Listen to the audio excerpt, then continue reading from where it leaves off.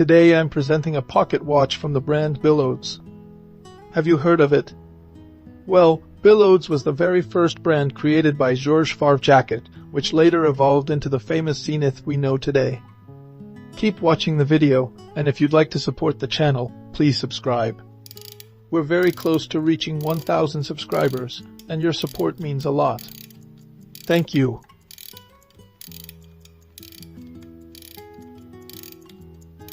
In the late 19th century, Switzerland was already the heart of watchmaking. It was there, in 1865, that Georges Favre-Jacot founded Billodes in the Locle. Billodes timepieces quickly stood out for their precision and, for being produced on a larger scale, a groundbreaking idea for that era. Soon after, the brand evolved into what we know today as Zenith, one of the most respected names in Swiss watchmaking. Billodes, therefore, marks the very beginning of a legacy that combines tradition, innovation, and excellence.